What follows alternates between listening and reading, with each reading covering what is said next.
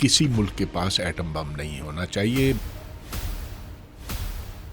This is an instrument of mass murder. Breaking news that Iran is striking. Iran has reportedly launched a retaliatory attack. ये Trump है जो कहता है कि मैं फैसला करूंगा कि बम फेंकना है ईरान के ऊपर कि नहीं. The strikes were a spectacular military success.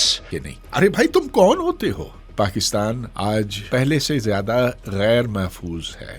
अच्छा, ईरान के पास तो एक ही है ना, बुशैर, जिसका मैंने जिक्र किया. उसको इजराइल अगर बम से मारता है तो न सिर्फ ईरान को नुकसान पहुंचेगा, यूएई, कतर उसकी जद में आ जाएंगे. Can an Iron Dome be able to stop that nuclear attack? Nuclear bomb को रोकने का कोई ऐसा मखसूस तरीका नहीं. 1 मिलियन लोग आराम से एक बम से खत्म हो सकते हैं. आयतुल्लाह खुमैनी ने ईरान का न्यूक्लियर प्रोग्राम मनसूख कर दिया. यूक्रेन ने अपने न्यूक्लियर वेपन्स खत्म कर दिए.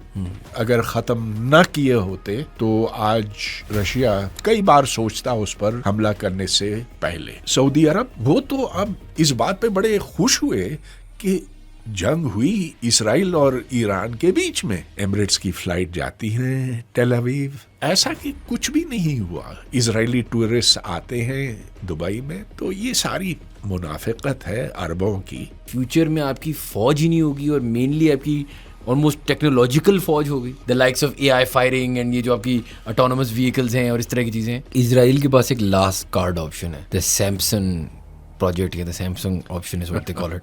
इसराइल को कोई खतरा नहीं है. ये सारा प्रोपेगेंडा है इसराइल का है.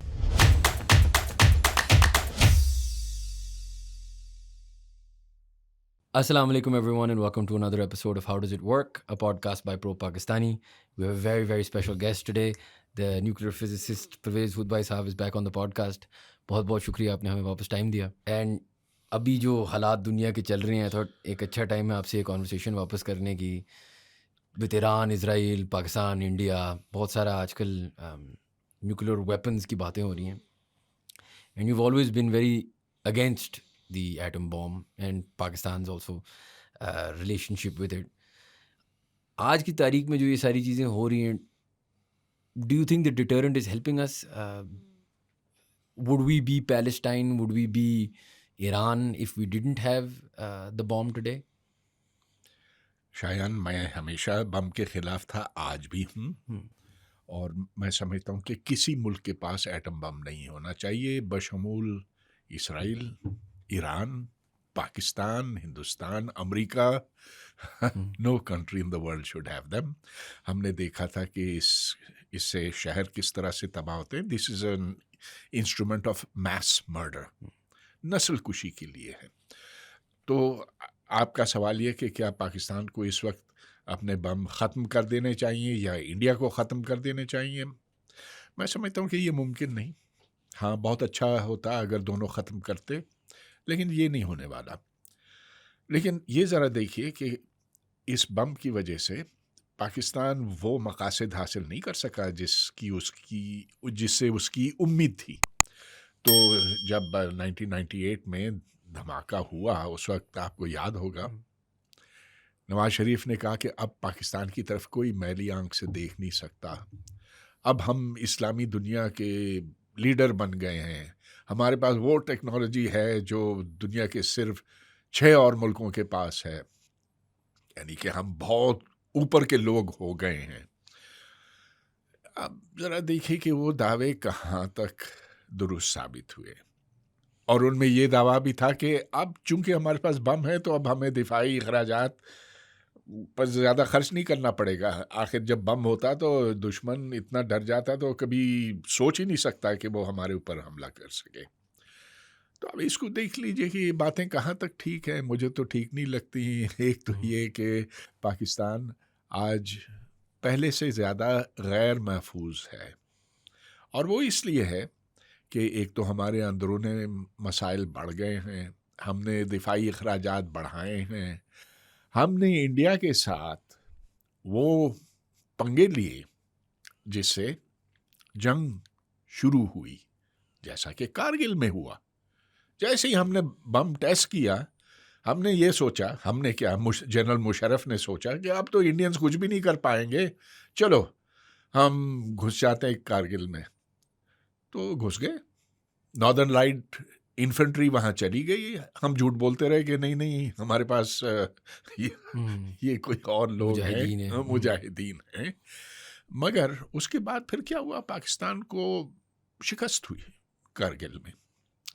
اچھا, اب اس کا نتیجہ یہ بھی ہوا, بم بنانے کا نتیجہ یہ بھی ہوا کہ ہم نے جہادی گروپوں کو یہاں ایک چھتری دی, اور آپ دیکھتے تھے پورے اسلام آباد یہ دندناتے پھر رہے تھے.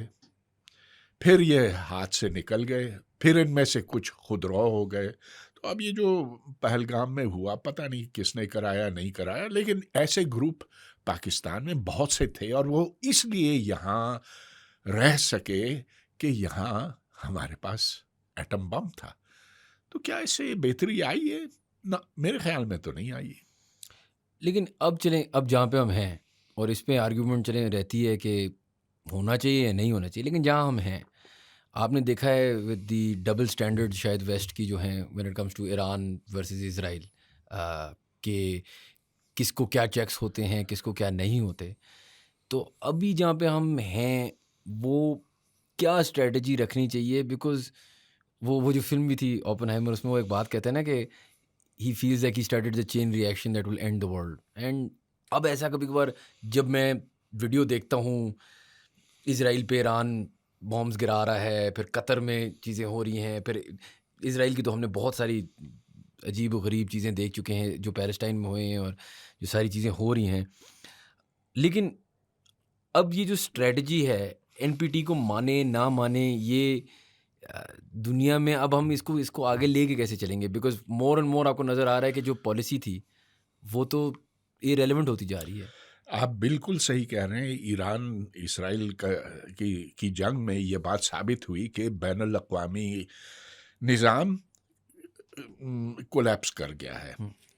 یہ ٹرمپ ہے جو کہتا ہے کہ میں فیصلہ کروں گا کہ بم پھینکنا ہے کہ ایران کے اوپر کہ نہیں, اور میں 2 ہفتے بعد یہ فیصلہ کروں گا آیا کہ مجھے فوردو کے اوپر بنکر بسٹرز گرانے کے نہیں. ارے بھائی, تم کون ہوتے ہو یہ فیصلہ کرنے کے لیے کہ I am going to bomb a sovereign state? یاد رہے کہ ایران نے نہ صرف این پی ٹی پر دستخط کیا, لیکن اس کا ایڈیشنل پروٹوکال ہوتا. ایڈیشنل پروٹوکال میں آپ کو سمجھاتا ہوں. یہ مزید قدغنے ہیں, اور اس کے تحت آئی اے کے انسپیکٹرز ایران کے مختلف نیوکلیئر سائٹس پر جا کر خود وہاں اپنے انسٹرومنٹس رکھ سکتے ہیں, خود اپنی آنکھوں سے دیکھ سکتے ہیں کہ ایران کتنی افزودگی کر رہا ہے, انریچمنٹ کر رہا ہے, کہ وہ بم بنانے کے کتنے قریب ہے. اور جو جے سی پی او اے تھا جو 2015 میں سائن ہوا تھا, اس وقت اوباما کے زمانے میں, اس کو 2018 میں ڈونلڈ ٹرمپ نے پھاڑ کے پھینک دیا. یعنی کہ کوئی اس میں یعنی is a total violation of international law. اور اب بھی جو اسرائیل کر رہا ہے امریکہ اور یورپ کی اجازت سے, اس سے تو پورا بین الاقوامی نظام تہس نہس ہو گیا. تو ہاں, اگر آپ کہتے ہیں کہ دنیا کے حالات بگڑے ہوئے ہیں, میں تو بالکل مانتا ہوں اس بات کو. اگر ہم وہی بامز کی بات کریں جو پریزیڈنٹ ٹرمپ نے بتایا پھر گرائے ایران میں, جو بیسس پہ جب گرتے ہیں from a physicist standpoint, can you explain to me کہ اگر آپ ادھر بام مارتے ہیں تو ادھر یورینیم یا اس ساری چیزوں سے کوئی ریئیکشن ہوتا ہے ٹو دا اور پھر ایک رومر یہ بھی چل رہا ہے کہ وہ چیزیں شاید اتنی انڈر گراؤنڈ تھیں کہ کچھ ڈیمیج ہوا نہیں, لیکن اگر ڈیمیج ہو to one of these sites تو what is the effect, what does it feel like, can you explain it in layman terms? دیکھیں, 2 طرح کی نیوکلیئر تنصیبات ہو سکتی ہیں. ایک تو نیوکلیئر ریئیکٹر ہوتا ہے جیسا کہ بشہر میں ہے. ایران کے پاس ایک ہی ریئیکٹر ہے بشہر میں, پاکستان کے پاس کوئی 6 ہیں 7 ہیں, اور انڈیا کے پاس کوئی 25 ہیں, ایسے کچھ. न्यूक्लियर रिएक्टर के अंदर जो तापकारी मादा होता है, रेडियो एक्टिव मटीरियल होता है, वो इंतहाई ख़तरनाक होता।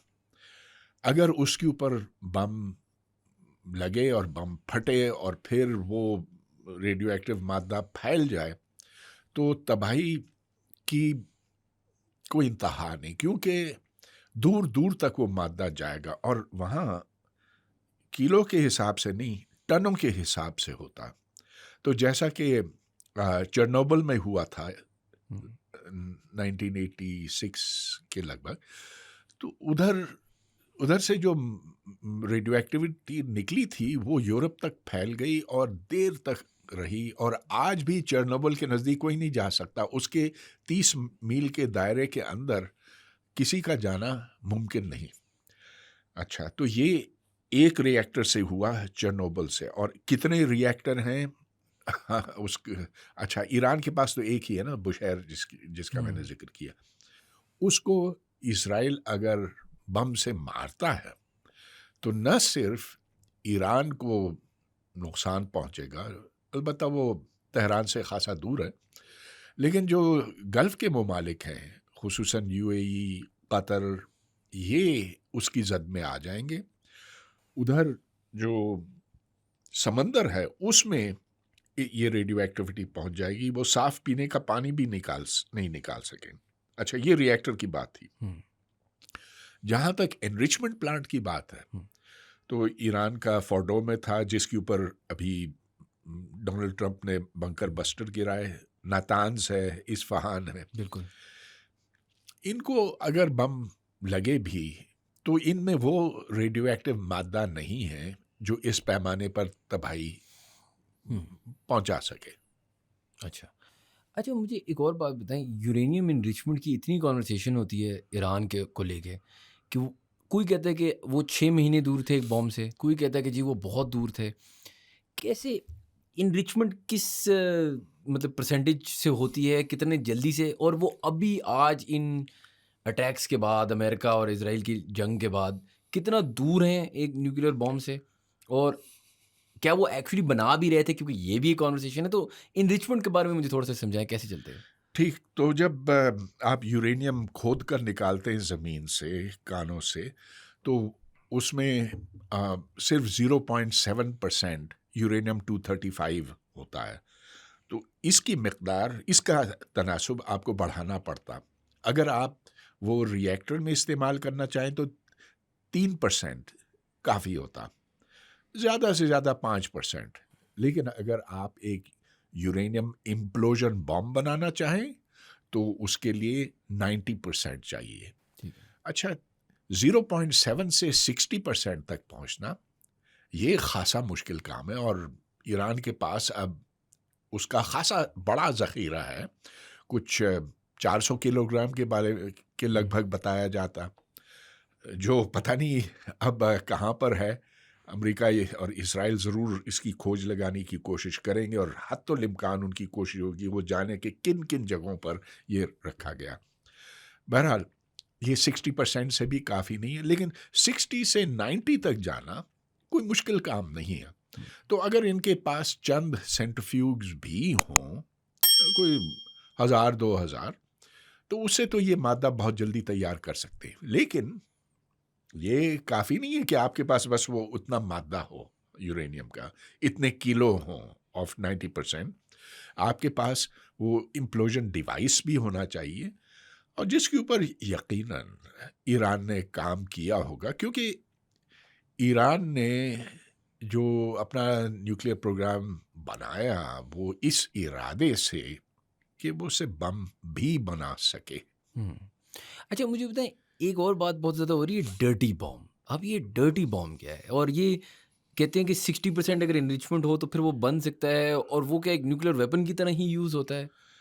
हाँ, तो देखिए, एक क्लीन बॉम्ब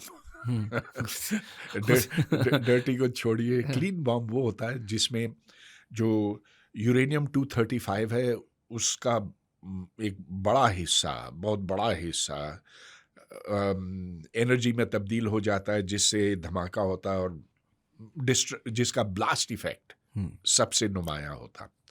लेकिन اگر آپ بلاسٹ ایفیکٹ کو کم رکھتے ہوئے اگر وہ بم پھٹے 60% والا بم اگر پھٹے تو ٹھیک ہے دھماکہ اتنا بہت زیادہ نہیں ہوگا، لیکن جو اطراف کا مادہ ہے وہ ریڈیو ایکٹیو ہو جائے گا جو نارملی نہیں ہوتا، ٹھیک ہے، اور اس کے پھیلاؤ سے، اس کے منتشر ہونے سے ریڈیو ایکٹیویٹی پوری فضا میں، پانی میں اور ہر طرف پھیلے گی. تو اس کے دو اثرات ہوتے ہیں، ایک بلاسٹ اور دوسرا radio active fall out. Radio active fall out کو گندا سمجھا جاتا ہے، dirty. This so I'm just giving you a definition of clean versus dirty. اچھا مجھے ایک اور بات ہی سمجھائیں کہ جو یہ ابھی بہت ساری انڈیا پاکستان کی جب جنگ ہوئی تھی اس میں بھی کانورسیشن ہو رہی تھی، اسرائیل کا آئرن ڈوم کی بات ہوتی ہے. For my understanding these are only to stop missiles. Nuclear bomb یہ کوئی اس طرح ڈیٹرنٹ اس طرح کا نہیں ہے نا جو ڈیفینس دے سکتا ہے اس طرح کی چیز پہ، یا دے سکتے ہیں؟ کین این آئرن ڈوم یا an S-400 4000 be able to stop that nuclear attack? دیکھیے آپ جب میزائل کسی ہدف کے اوپر داغتے ہیں تو آپ اس میں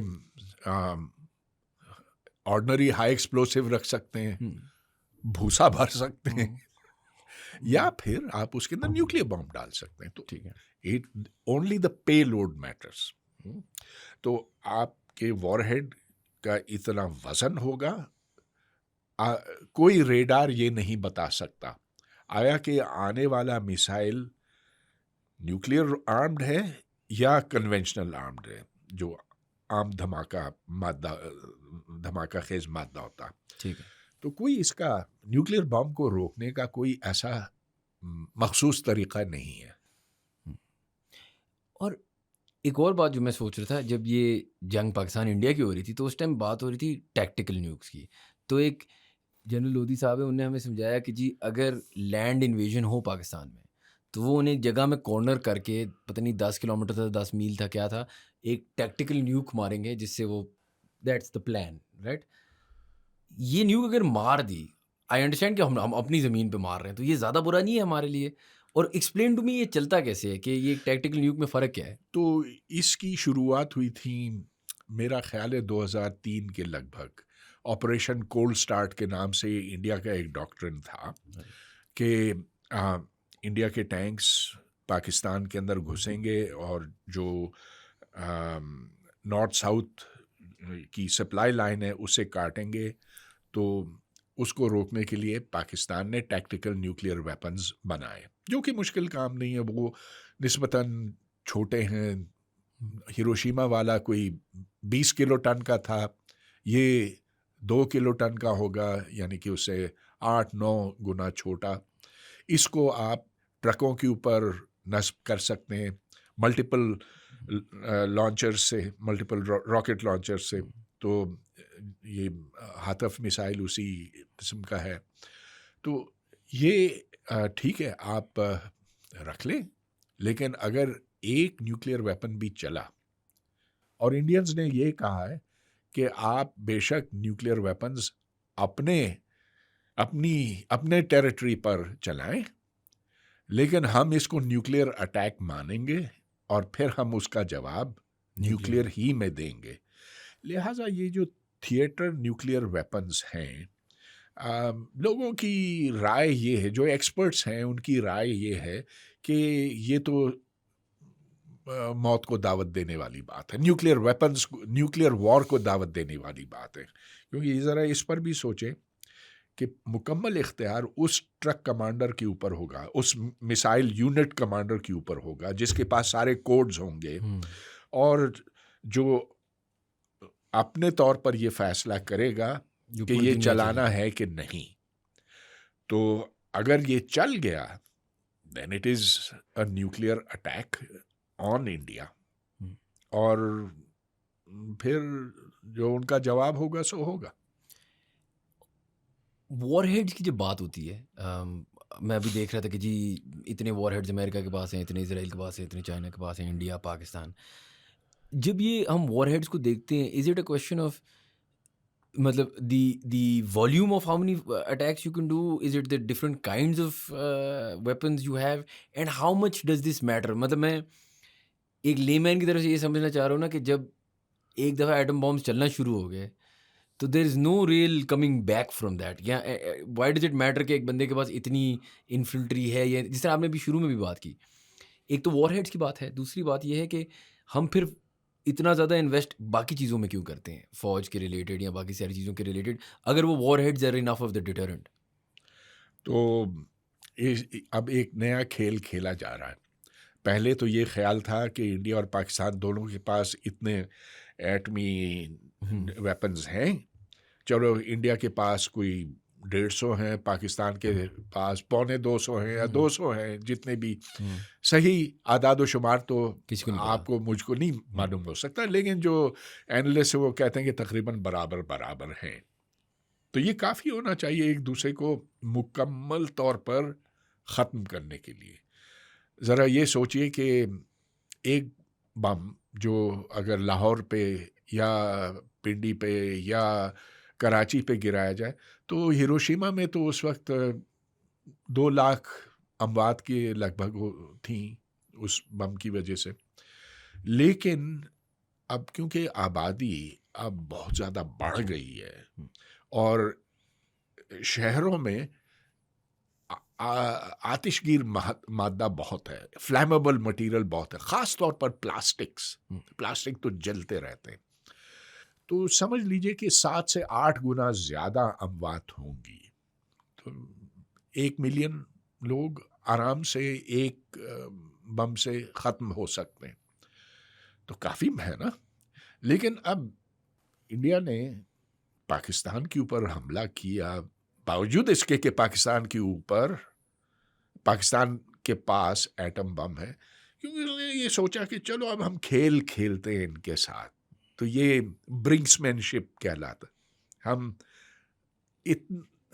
اتنے زور سے نہیں ماریں گے ضرور پاکستان کو, لیکن اتنے زور سے نہیں ماریں گے کہ وہ ریٹیلیٹ کرے نیوکلیئر ویپنز کے ساتھ. وہ کرے گا ضرور, گولے چلائے گا, ہمارے جہاز گرائے گا وغیرہ, وہ سب کچھ ہوگا, لیکن ایٹم بم پاکستان نہیں چلائے گا. اچھا ٹھیک ہے. اب اگر اس کے نتیجے میں یعنی انڈیا کو چوٹ پہنچی, انڈیا نے زیادہ زور سے زیادہ میزائل اپنے پاکستان کے اوپر پھینکے, زیادہ بم پھینکے, زیادہ نقصان کیا, تو پھر ایسی نوبت بھی آ سکتی ہے کہ ہمارے جرنیل یہ کہیں کہ اوہو اب تو ہم بس مصیبت میں آ گئے, اب تو ہماری حالت, اب تو ہم ہارنے والے. اس موقع پر وہ ضرور نیوکلیئر ویپنز چلا سکتے ہیں. یہ آگے پیچھے کتنا ہوگا, یہ کھیل کیسے کھیلا جائے گا, اس کے اوپر بس قیاس آرائیاں ہی ہو سکتی ہیں. لیکن سر جو ہم نے شروع میں بھی بات کی, اگر ہمارے پاس یہ نہ ہوتا, مثال کے طور پہ ایران کا بھی ایک ڈرٹی بام کا ڈر ہے یا کچھ حد تک انرچمنٹ کا ڈر ہے, تو اسرائیل بھی وہ کھیل رہا ہے ان کے ساتھ. جو پاکستانی یہ کہتا ہے, اور اب ایک اگزامپل بھی ہمارے سامنے ہے کہ اگر ہمارے پاس یہ نہ ہوتا تو انڈیا ہمارے ساتھ شاید ویسا کر رہا ہوتا جس طرح اسرائیل پیلسٹائن کے ساتھ کر رہا ہے. یہ آپ کو اس کے بارے میں کیا لگتا ہے؟ نہیں دیکھیے, بہت سی باتیں اس وقت آ رہی ہیں, کنفیوز ہو جائیں گی. پہلے ہم اسرائیل اور ایران کی بات کرتے ہیں, وہ ختم ہو جائے تو پھر ہم آگے چل سکتے ہیں. ٹھیک ہے. تو اسرائیل نے بم بنائے 60 کی دہائی میں. 67 کی جنگ میں پتہ نہیں اس کے پاس تھا کہ نہیں ڈیلیوریبل, لیکن 73 کی جنگ میں بالکل تھا, اور ایک نہیں کئی تھے. اور اسرائیل کا بم فرانس اور امریکہ کی مدد سے بنا. ان کا اتنا ہی رول تھا جتنا کہ چائنا کا پاکستان میں تھا بم بنانے میں. اب اسرائیل کے پاس کوئی 100 سے لے کر 200 بم ہیں. اچھا, اور اب آپ یہ جانتے ہیں کہ سارے عرب ممالک وہ تو اسرائیل کے سامنے لیٹ گئے ہیں. وہ نہ صرف اس کو تسلیم کرتے ہیں لیکن سفارتی تعلقات بھی ان کے ساتھ ہیں. اب باوجود اس کے کہ غزہ میں قتل عام ہوا فلسطینیوں کا، لیکن کسی عرب ملک نے اپنے تعلقات اسرائیل کے ساتھ منقطع نہیں کیے. بالکل. اور اب بھی آپ یہ دیکھ رہے ہیں کہ دبئی سے آپ جا سکتے ہیں ٹیل اویو ایمریٹس کی فلائٹ پہ. کتنا یہ شرمناک ہے. بہرحال چھوڑیے اس کو. لیکن اسرائیل کی جو جیت ہوئی ہے، اور جیت ہوئی ہے نا، کیا ہم اس سے کہیں گے؟ They have conquered the Middle East. Hezbollah کو ختم کر دیا لیبنان میں، شام میں یہ گھس آئے ہیں، جولان کی پہاڑیوں پہ ان کا قبضہ ہے. اب ایران کو یہ زیر کرنا چاہتے ہیں، زیر ہوتے ہوتے ایران بچ گیا ہے. چلیے خوشی کی بات ہے، لیکن یہ اس میں نیوکلیئر ویپنز کا کیا کردار تھا؟ زیرو. لیکن ان کا ریورس یہ ہے نا کہ ان کا جو جن سے وہ لڑ رہے ہیں ان سب کے پاس بھی تو نہیں ہے نا. اگر ہوتا تو شاید وہ تھریٹ رہتا جس طرح ہمارا اور انڈیا کا ہے.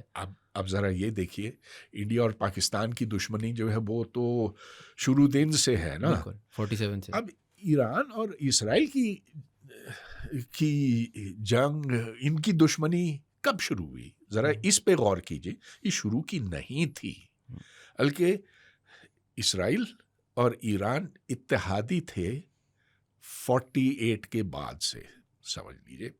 اور 50s میں جب شاہ ایران تھا تو شاہ ایران تو اسرائیل کو اس نے گلے سے لگایا ہوا تھا. وہ امریکہ کا بٹھایا ہوا وہاں کا حکمران تھا ایران کا، اور اس نے یہ نیوکلیئر پروگرام شروع کیا امریکہ کی مدد سے. یہ پروگرام پھر 79 میں آیت اللہ خمینی نے ختم کرا دیا. دیکھیے کتنی دلچسپ بات ہے نا. آیت اللہ خمینی نے ایران کا نیوکلیئر پروگرام منسوخ کر دیا. لیکن پھر امریکہ اور ویسٹ نے مل کر صدام حسین کو اتنا اوپر چڑھایا کہ جاؤ ایران پر حملہ کرو، اور عراق سے جو میزائل آتے تھے تہران کی طرف اور باقی ایران کی طرف سے، اس سے پھر خمینی کی سوچ میں بھی تبدیلی آئی کہ اچھا چلو بم بنا ہی لیتے ہیں.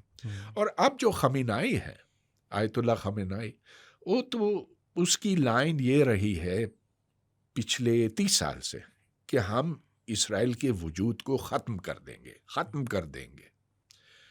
اب ایسی باتیں کرنا کہاں تک مناسب ہے؟ ایک تو یہ کہ آپ کے اندر اتنی طاقت بھی نہیں ہے کہ آپ یہ کر سکیں، اور پھر بھی آپ ہر روز اسرائیل کے جھنڈے جلاتے ہیں اور یہ دھمکیاں دیتے ہیں کہ ہم تمہیں صفحہ ہستی سے مٹا دیں گے. تو یہ جو دشمنی ہے یہ ایران کی پالی ہوئی ہے. تو میں جتنا بھی خلاف ہوں اسرائیل کے، میں سمجھتا ہوں کہ ایران کی بہت بڑی غلطی تھی ایسی باتیں کر کے. اور یہی وجہ تو میں نہیں کہوں گا، لیکن Iran has lost the sympathy by saying such things. آپ کو ویسے یہ تھوڑا سا میں سائڈ ٹریک ہوں گا فور اے سیکنڈ، لیکن یہ عجیب لگتا ہے.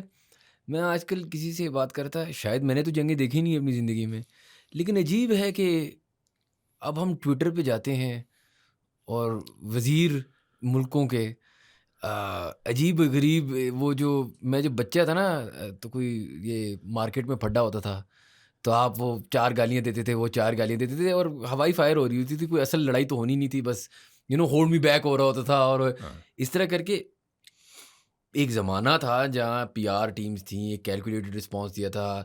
میں اپنی بچپن کا بھی سوچوں تو اوباما جاتا تھا، کیلکولیٹڈ سا ایک رسپانس دیتا تھا ٹی وی پہ آ کے. اب ایسے ہے کہ don't through the bombs Israel, Trump tweet کر رہا ہے تو ایران کا وزیر ٹویٹ کر رہا ہے کہ میں تو دیکھی میں تیرے ساتھ کرتا کیا ہوں. یہ they know it's showmanship, right? What do you think? I mean, they can't possibly believe all of this is actually happening. Why would even Trump, like I don't understand, matlab, I just want to get your point of view on this, why are you doing this so openly? Ye to backdoor conversations hain. Why do it over X or social media or these kind of things? Why is the Iranian leadership doing that? It is for optics, right? Or it is a way for warfare? What do you think? हाँ, बहुत अच्छा लफ्ज़ आपने इस्तेमाल किया, optics. तो Trump की ये ज़रूरत है कि वो अमेरिका में वो बुखार पैदा करे, वो जंगजू जज्बात पैदा करे, क्योंकि वो उसको जगह जगह अब चैलेंज किया जा रहा है, उसको टैरिफ्स के ऊपर किया जा रहा है, उसने सोशल सिक्योरिटी को जिस तरह से चोट पहुंचाई है, जिस तरह से उसने अमेरिका की यूनिवर्सिटियों को तकरीबन बंद करके छोड़ दिया है, फॉरेन स्टूडेंट्स ले नहीं सकते वगैरह। तो अब जब आप लोगों के अंदर ऐसे शदीद जज्बात पैदा करें, और जंग से बेहतर क्या चीज़ हो सकती है लोगों को इकट्ठे करने में। अब बेंजामिन नेतन्याहू को ले लीजिए, जी। तो वो आदमी एक मुजरिम है, उसको तो जेल में बंद करना चाहिए। ये इजराइल की अदालतें कहती हैं कि ये मुजरिम है, ये क्रिमिनल है, लेकिन ऐन उस वक्त पे जब उसको सज़ा मिलनी थी तो उसने ये सारा ढोंग रचाया, और फिर उसने गज़ा पर, ठीक है, जो हमास ने किया, मैं उसकी हिमायत नहीं करता, लेकिन जिस तरह से उसने रिएक्ट किया और वहाँ कत्ले आम शुरू किया, तो उसको इसराइल में बड़ी पुष्पनाही मिली। और अब जब उसने हिजबुल्लाह को ख़त्म किया, फिर शाम में घुस आया, फिर सबसे बड़ी बात ये कि ईरान के ऊपर जो हमला किया, तो उधर जो नेतन्याहू के मुखालिफिन थे वो सब चुप हो गए। यही बात आप पाकिस्तान के ऊपर कह सकते हैं। आप ये देख सकते हैं कि सिंदूर से पहले इधर फौज को कितना लोग बुरा भला कहते थे, लेकिन जो ही वो जंग हुई तो सब साथ हो गए, फील्ड मार्शल के जनरल्स, फील्ड मार्शल्स हो गए, क्या कुछ हुआ, क्या तमाशा। तो देखिए, बात ये है कि हमारी जो जिबिलियत है ना, उसमें कुछ खराबी है कि हम भेड़ चाल में आ जाते हैं, तो मेरा साथ वाला और दूसरा साथ वाला, हम उसके साथ साथ चलना चाहते हैं।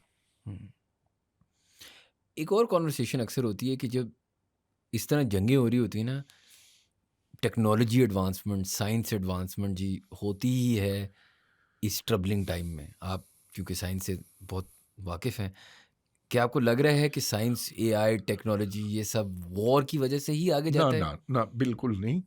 ये उसका एक नतीजा है, कॉन्सिक्वेंस है। अब कौन सी नई साइंस आप सीखते हैं मिसाइल दाग कर? कुछ भी नहीं है। ये रेडार शेडार जो हैं, ठीक है, ये अब बहुत रिफाइन हुए हैं, कंप्यूटर्स ज़्यादा फास्ट हुए, सब कुछ, लेकिन ये बेसिक रिसर्च की वजह से हुआ।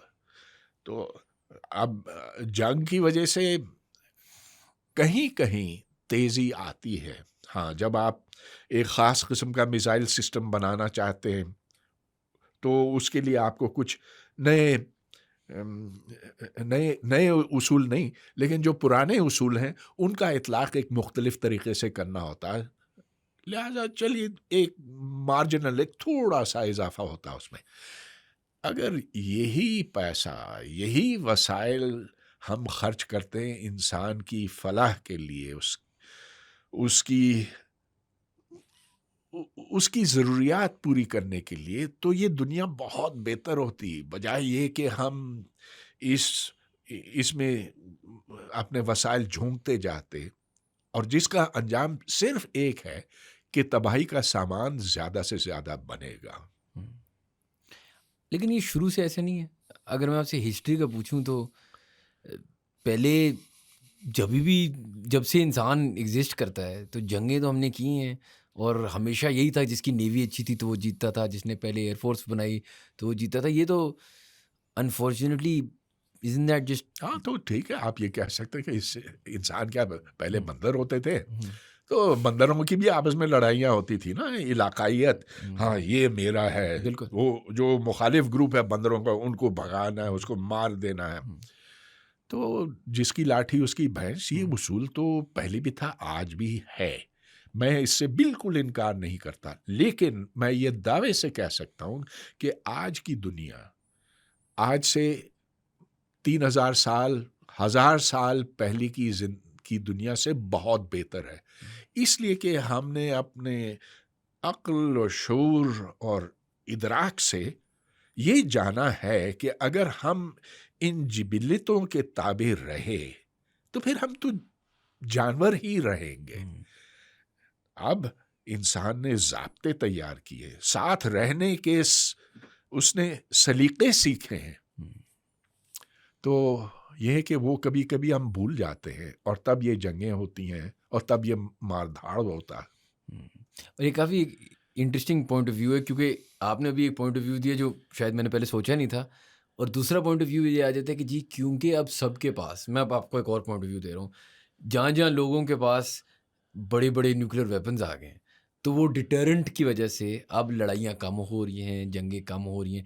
ये एक आर्गूमेंट है. Obviously that could just be what you said कि नहीं, इंसान थोड़ा बेवकूफ़ कम होता जा रहा है और समझता जा रहा है कि, और इसका भी दोनों चीज़ों की अच्छी मेरिट पे आर्ग्यूमेंट्स हैं. मिसाल के तौर पे जो पब्लिक रिएक्शन आया है, हालांकि सोशल मीडिया उसे सूट नहीं करता, यूट्यूब उसे उसके शायद ख़िलाफ़ होता है, लेकिन जो ऑर्गेनिक एक मूवमेंट आया दुनिया भर, सिर्फ मुसलमान कंट्रियों का नहीं, फॉर पैलेस्टाइन, एक बड़ी unique I think time in our history है. बिकॉज शायद पहले इस तरह इस लेवल पे इंटरेस्ट या इस लेवल पे इंफॉर्मेशन अवेलेबल नहीं थी. लेकिन जो मैं समझना चाह रहा हूँ कि आपको क्या, अगर the second part of the argument I give you is कि नहीं जी, वजह अब जंगें कम होने की ये है कि सबके पास डिटरेंट है, तो सब ये कहते हैं कि जी न्यूक्लियर डिटरेंट की वजह से हम एक दूसरे को लड़ नहीं सकते, which is एप्सो fact of saving lives.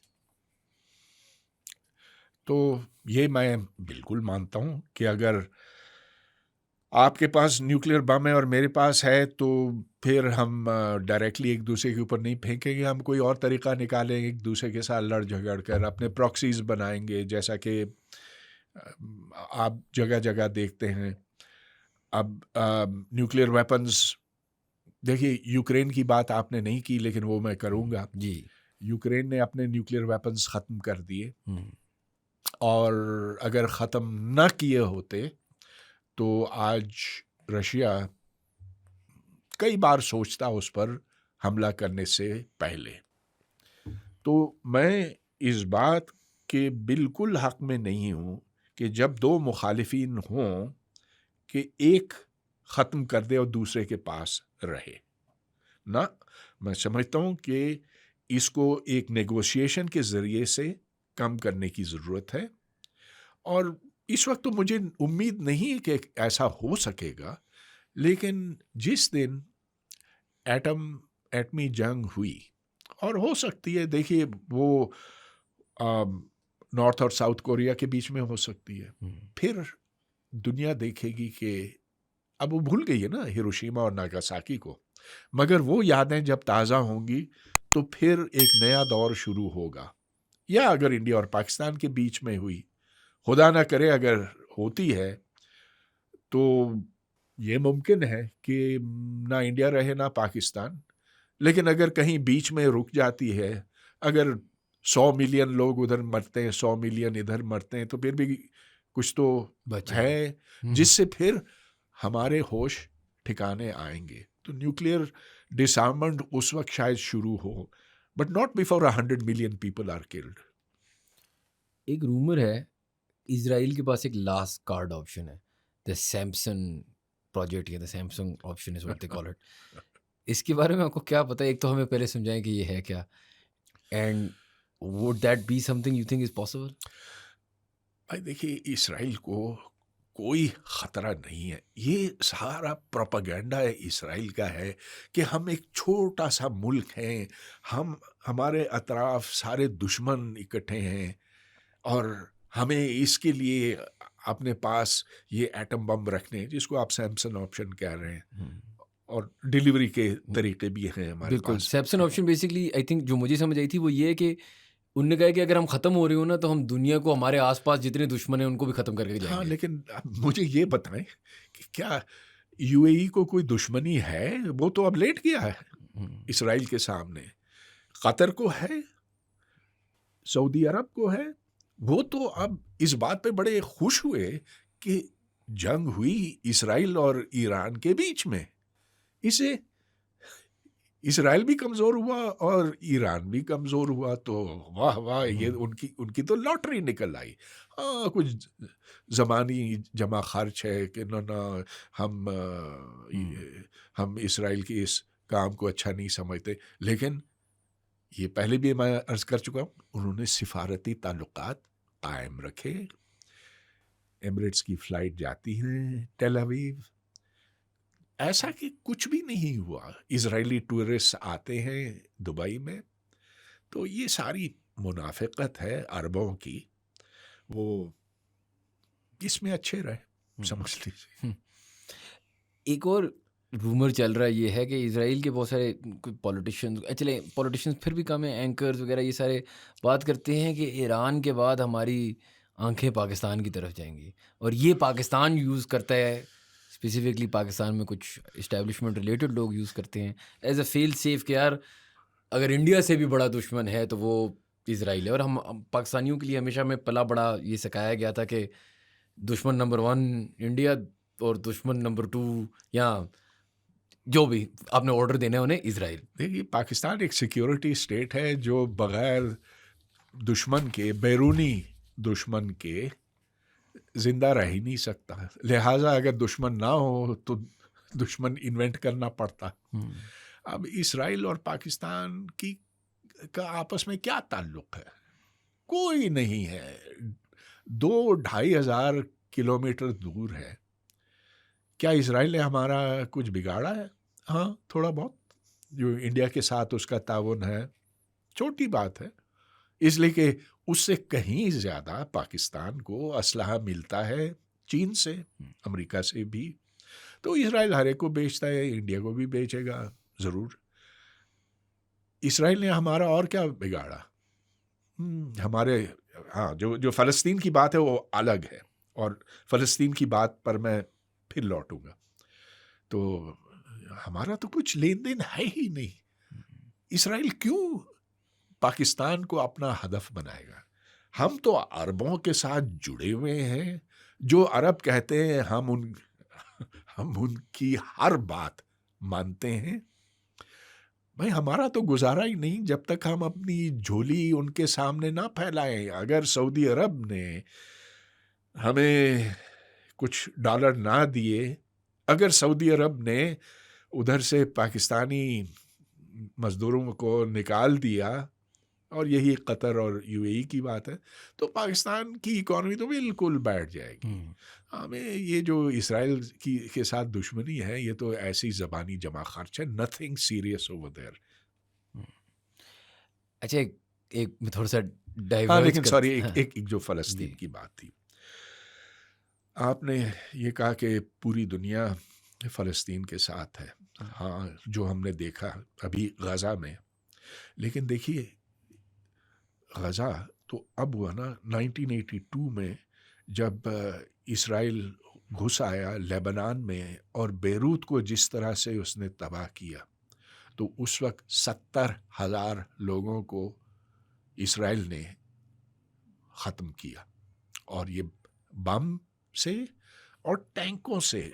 जो इसराइल के टैंक थे वो घुसे बेरूत में, और दुनिया के कैमरों के सामने वो गोले चला रहे थे अपार्टमेंट बिल्डिंग्स के ऊपर। तो अब गज़ा में भी हमने वही चीज़ देखी। गज़ा में 55,000 लोग मारे गए, उधर 70,000। तो दुनिया ने उस वक्त कुछ किया ना? मगरबी दुनिया मेरा मतलब है ना? अरबों ने कुछ किया ना? तो यही अब भी हो रहा है। हाँ, जो अखलाकी तौर पर बाज़मीर लोग हैं पूरी दुनिया में, जिसमें मगरबी ममालिक सर फ़हरिस्त हैं, उधर के अवाम, देखिए जो हार्वर्ड यूनिवर्सिटी में, जिसके ऊपर ट्रंप का नज़ला गिरा है, हार्वर्ड यूनिवर्सिटी में ऐसे मुजाहरे हो रहे थे फ़लस्तीन के हक़ में, और ये गोरे कर रहे थे। अब जो दूसरे थे ना, वो तो भाग गए, क्योंकि इतनी सख्त सज़ाएं अब उनके साथ उनके ऊपर होने लगी। तो यस, ये है एक बहुत बड़ी चीज़, लेकिन अखलाकियात पसे पर्दा है आजकल। अच्छा, मुझे एक बात बताएं, मैंने एक फ़िल्म देखी, और ये थोड़ा सा एक डिफरेंट एंगल है इसका, लेकिन इंटरेस्टिंग लगा। मैंने कहा मैं आपसे पूछूं, आपको उस पर नॉलेज आता है। एक फ़िल्म आई अभी बस कोई महीना पहले, मिशन इम्पॉसिबल, जो लेटेस्ट थी।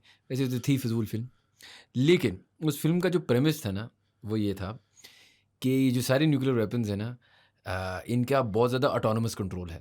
ٹھیک ہے, تو جو فلم کا پریمس یہ ہے کہ ایک اے آئی سافٹ ویئر بنتا ہے, وہ اے آئی سافٹ ویئر ایونچولی روگ چلا جاتا ہے اور ولن بن جاتا ہے, جو کہانیوں ہم نے پہلے بھی سنی ہوئی ہیں.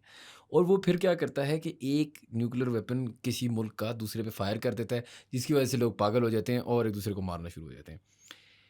اب دنیا پچھلے 3 مہینے میں جو میں نے دیکھا ہے, آپ نے دیکھا ہے, جو جس طریقے سے اٹیکس ہو رہے ہیں, انسان تو نہیں ہے. ہم نے اگر رفائل بھی گرائے تو وہ کتنے کلومیٹر دور تھے.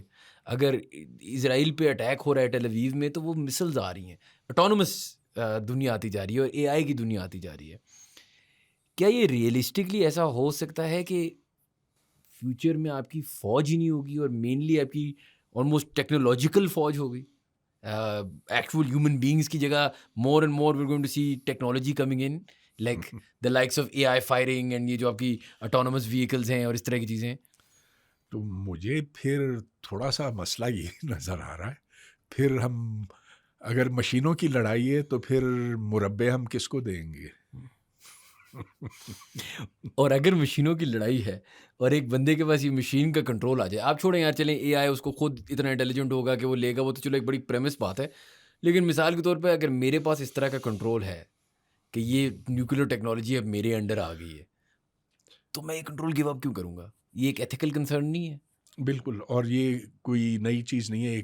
ایک مووی بنی تھی دا ڈومز ڈے مشین, اور یہ رشیا کے ضمن میں بنی تھی.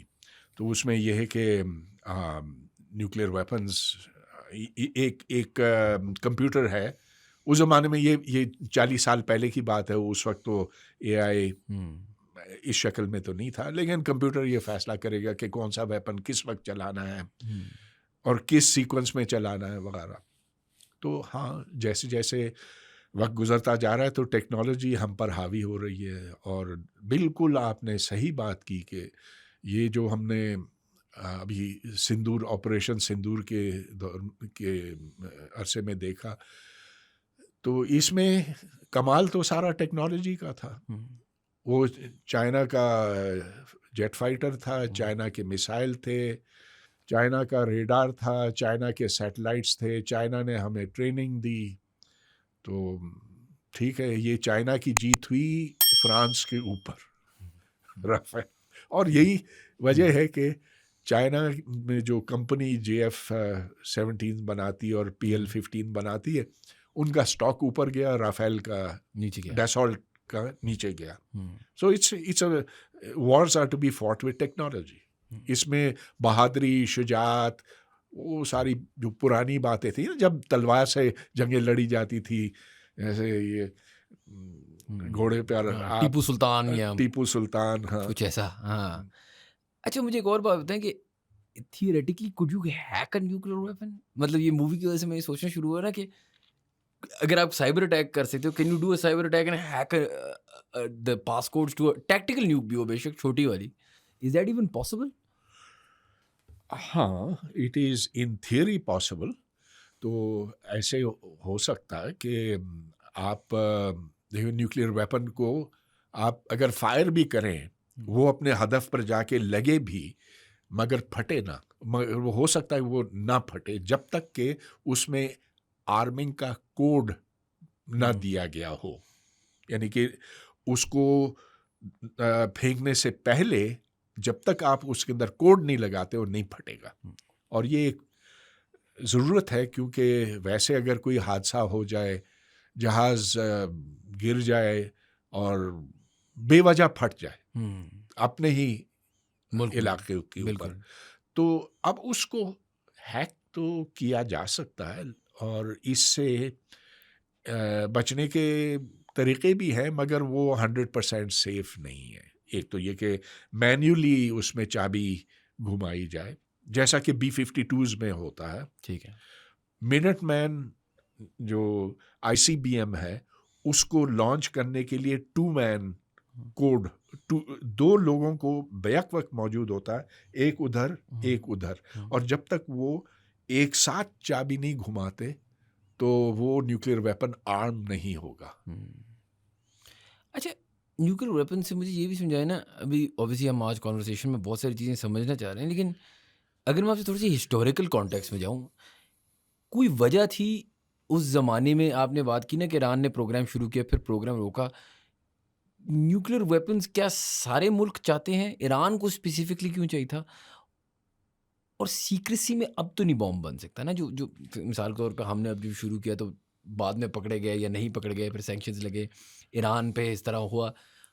وہ زمانہ اب ختم ہو گیا نا کہ ایک بندہ یا ایک ملک چھپ چھپ کے ایک ویپن پہ کام کر رہا ہو. ایک تو یہ ہے کہ اب نیوکلیر ٹیکنالوجی اتنی عام ہو گئی ہے. تو دیکھیے 1945 میں یا 40s کا زمانہ, وہ تو ایک بالکل کٹنگ ایج ٹیکنالوجی تھی. نئے فزکس کے اصول ڈھونڈے گئے اور ان کا اطلاق کیا گیا فشن کے اوپر. اب تو ایسے ہے کہ آپ انٹرنیٹ پر جائیں تو آپ کو اس کی تمام تفصیلات مل جائیں گی. صرف چند ایک چیزیں ہیں جو آپ کو خود ایکسپیریمنٹلی جاننی پڑے گی, لیکن اٹ از ناؤ اولڈ, پرانی ٹیکنالوجی. تو جس ملک کے پاس مادہ ہو, یورینیم 235 یا پلوٹونیم 238, وہ پھر اس سے بم بنا سکتا. اور بم کا ڈیزائن ایسا ہے کہ دیکھیے, اگر میں اپنے اسٹوڈنٹ سے کہوں کہ یہ تمہارا پی ایچ ڈی پروجیکٹ ہے اور تمہیں 2 سال کے اندر اس کا ڈیزائن مجھے دینا ہے, اور اگر وہ نہ کر سکے تو اس کو چھٹی کر دینی, اس کی چھٹی کرا دینی چاہیے. اٹ از سو ایزی نا. لیکن پھر آپ وہ یورینیم 235 کہاں سے لائیں گے, اور یا پلوٹونیم کہاں سے لائیں گے؟ ایک کے لیے آپ کو ریئیکٹر چاہیے, ایک کے لیے آپ کو سینٹریفیوگز چاہیے. کیا سینٹریفیوگز بنانا مشکل کام ہے؟ نہیں, مشکل کام تو نہیں, لیکن اس کی ٹیکنالوجی آپ اب جگہ جگہ سے اس کے پیسز آپ لے سکتے ہیں. اس کے لیے انجینئرنگ ایک سسٹم چاہیے ہوتا. تو جس ملک کے پاس انجینئرنگ کا ایک مضبوط نظام ہو, اب میں آپ کو مثال دیتا ہوں. چائنا نے جو پاکستان کو نقشہ دیا ایٹم بم کا, اور یہ کوئی ڈھکی چھپی بات نہیں ہے, اس پہ پاکستان عمل کر سکا. لیکن وہی نقشہ پاکستان کے ذریعے سے ڈاکٹر ایکیو خان نے لیبیا کو پہنچایا, لیکن لیبیا کے جو ٹیکنیشین, انجینئر, سائنسدان تھے, وہ اسے استفادہ نہیں کر سکے. تو جس ملک میں کچھ ٹیکنالوجیکل صلاحیت ہو, لیبیا میں نہیں تھی, پاکستان میں تھی, وہ بنا سکتا ہے. لیکن یہ بہت لو لیول کی چیز ہے. دنیا کے آپ سمجھ لیجئے کہ 60% ممالک ایسے ہیں, شاید 70%, جو یہ بنا سکتے ہیں اگر وہ چاہیں. تو اگر آپ سے میں پوچھوں کہ ایران نے why did it fail to make a bomb, کیا ان کے پاس سائنٹیفک کیپیبلٹی نہیں تھی, کیا باہر کا پریشر بہت زیادہ تھا, کیا ان سے وہ را مٹیریل ایکوائر نہیں ہوا؟ کیونکہ وہ میگا فون لے کر یہ اعلان کر رہے تھے کہ ہم بم بنا رہے ہیں. یہ ان کی بہت بڑی غلطی تھی. وہ تہران آپ جائیں تو ادھر ایک ٹاور ہے جس کے اوپر لکھا ہوا ہے ایران کا خاتمہ ہوگا 2040 میں. اب جب آپ یہ باتیں کرتے ہیں اور ساتھ ساتھ آپ انریچمنٹ کرتے ہیں, اور انریچمنٹ بیانڈ 3%, دیکھیے 3% آپ کو چاہیے نیوکلیر ریئیکٹر چلانے کے لیے, اس سے آگے آپ جاتے ہیں, اور خصوصاً جب آپ 50-60 تک جاتے ہیں, اور اس سے آگے بھی شاید چلا گیا ہو, پتہ نہیں, ہمیں یہ تو ساری باتیں ہم نہیں جان سکتے. تو پھر تو آپ دنیا کو بتا رہے ہیں کہ بھائی ہم بم کی تلاش میں. جو ملک یہ بتائے گا اور جو ویسے ہی اتنا مصیبت زدہ ہے, تو بس پھر اس کی شامت آئی جیسے. اور اس میں میں سمجھتا ہوں, میں پھر اس بات کو دہراتا ہوں, اس میں ویسٹ کی بہت بڑی غلطی تھی کہ 2018 میں جو اس JCPOA کو منسوخ کیا گیا, تو ایران اس وقت یہ راضی ہو گیا تھا کہ ہم اب بم نہیں بنائیں گے, ہم انریچمنٹ کرتے رہیں گے, لیکن اس کو ہم بم کی طرف نہیں لے جائیں گے. اب وہی ڈونلڈ ٹرمپ 2025 میں ایران کے اوپر یہ بنکر بسٹر بمز گرا رہا اور کہتا ہے کہ ضروری تھا complete nonsense. It was not necessary. It was his fault. اس سے آپ کو یہ نہیں لگتا کہ زیادہ چانسز ہیں کہ اگر ایران نے کبھی روکنا، اب تو ایران بہت کوشش نہیں کرے گی ایک نیوکلیر ویپن بنانے کی؟ اب یہ کہنا بڑا مشکل ہے، لیکن اگر بنا بھی لے، فرض کیجئے کہ بنا لیتا، تو کیا یہ ڈیلیوریبل ہوگا؟ دیکھیے بہت بڑی بات ہوتی ہے کہ چلیے بم تو آپ بنا سکتے ہیں، جو کروڈ سادہ قسم کا بم ہے وہ اتنا بھاری ہوتا کہ اس کے لیے آپ کو بہت بڑا جہاز چاہیے. تو جو پہلا ایٹم بم گرایا گیا تھا ہیروشیما پہ اور ناگاساکی پہ، اس کو B-29 بامر نے ادھر پہنچایا، جو یہ 7-8 ٹن کا تھا. لیکن اگر آپ کو ایک میسائل کے اوپر یہ نصب کرنا ہے تو یہ 7-8 ٹن کا نہیں ہو سکتا، یہ 500 کلو گرام کا زیادہ سے زیادہ ہو سکتا، نہیں تو میزائل وہ اٹھا نہیں سکے گا. تو اس منیچرائزیشن میں آپ کو کئی ٹیکنیکل مراحل طے کرنے ہوتے ہیں. تو اب پاکستان کی مثال لیجئے، 87 میں وہ جو چائنیز ڈیزائن تھا اس سے پاکستان نے تو بم بنا دیا، لیکن پھر اس میں یہ وہی ڈیزائن تھا جو چائنا نے 1962 میں استعمال کیا تھا، مگر وہ ٹھیک اس زمانے کے لحاظ سے ٹھیک تھا، کروڈ.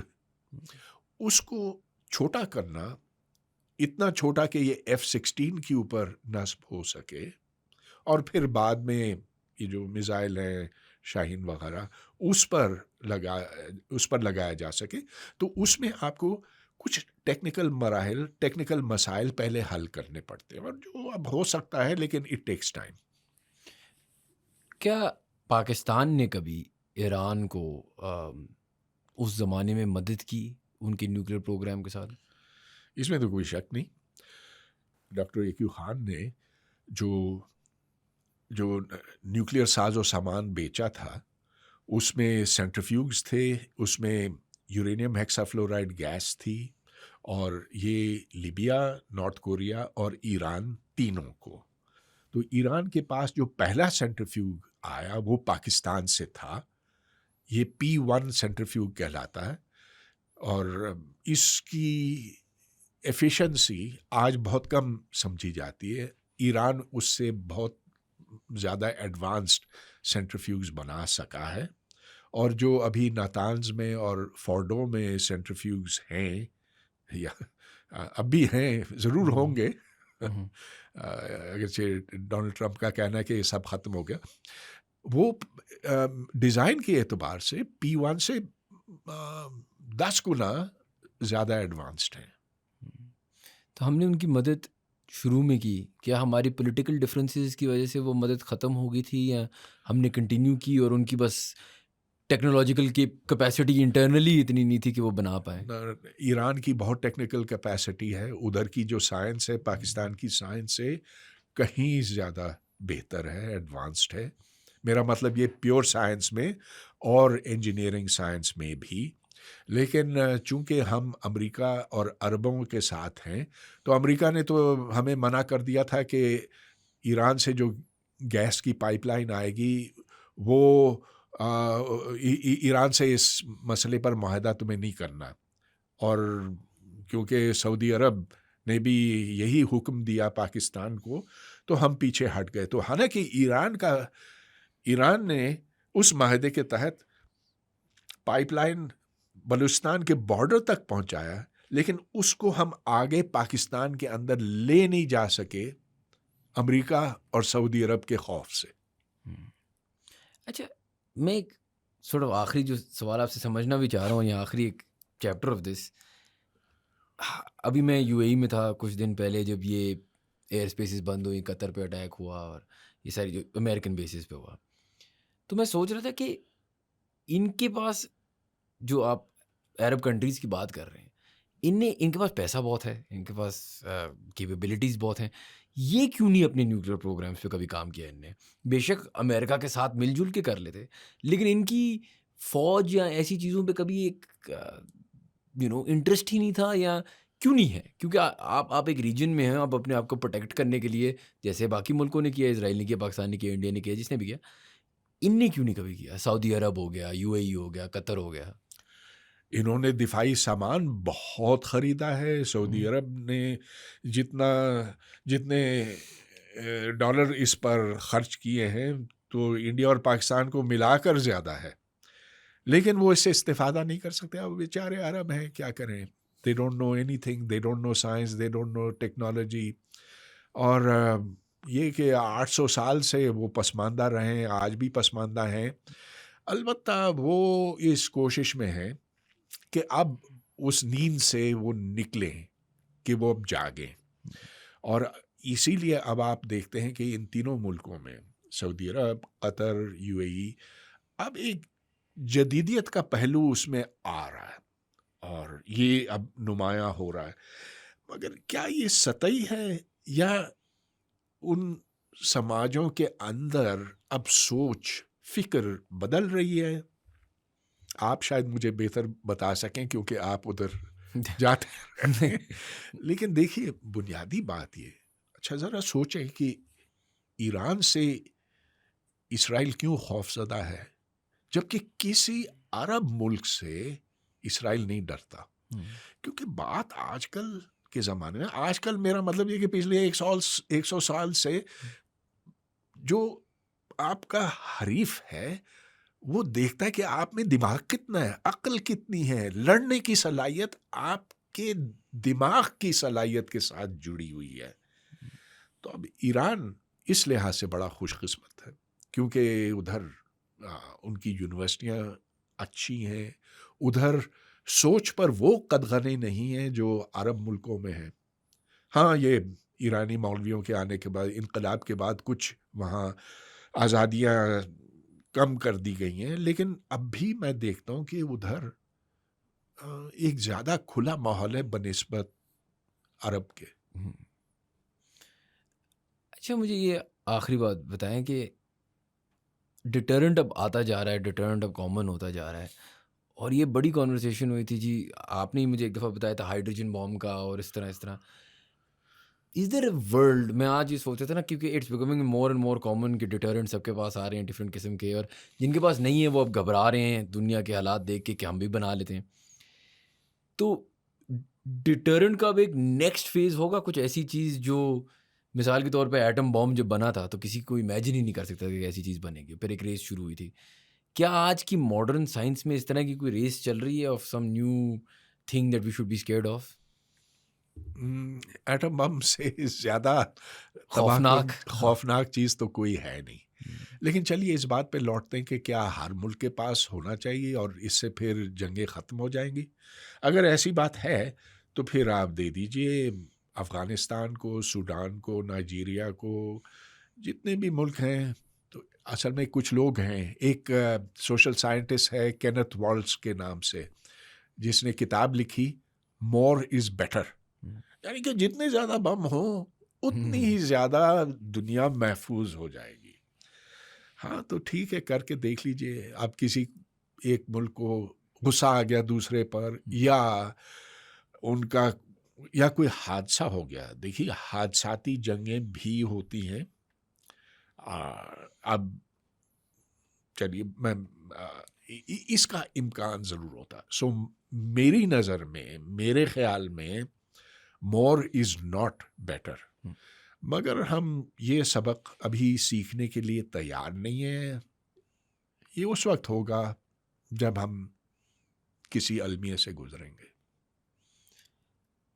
اچھا, ایک آخری کیونکہ اب یہ بات میں سوچ ہی رہا ہوں, چائنا نے ہماری مدد کی ابھی جنگ میں اس طرح مدد کی کہ انہوں نے ہمیں, جس طرح آپ نے بات کی, ٹیکنالوجی دی, سب کچھ دیا. چائنا کی ٹیکنالوجی, اب نیگیٹو افیکٹ تو چلیں ٹھیک ہے, ہم جنگ لڑ رہے ہیں, نیوکلیر ویپنز ہیں, مسئلے مسائل ہیں, لیکن فرام اے پیورلی سائنٹیفک یا ریسرچ یا ایکیڈیمک اسٹینڈ پوائنٹ, کیوں چائنا ہماری اس چیز میں زیادہ مدد نہیں کر رہا ہے, یا کیا ہم مدد لینا ہی نہیں چاہ رہے اس طرح کی چیزوں کے؟ کہ چائنا میں اب بہت کٹنگ ایج ریسرچ ہو رہا ہے ٹیکنالوجی وائز, بہت ساری انجینئرنگ کیپیسٹی ان کے پاس آ گئی ہے جو شاید ان کے اور امریکہ کے پاس ہی ہے صرف, یا چلیں کچھ اور ملک ہوں گے. ہم یہ والی ساری ٹیکنالوجی ٹرانسفر یا نالج ٹرانسفر کیوں نہیں کر پا رہے؟ کیونکہ وی ہیو شون کہ ہم ان کی ویپن ٹرانسفر تو اچھی کر گئے، تو وہ سیکنڈ فیز اس کا آئے گا آپ کو لگتا ہے، یا دیٹس جسٹ وشفل تھنکنگ؟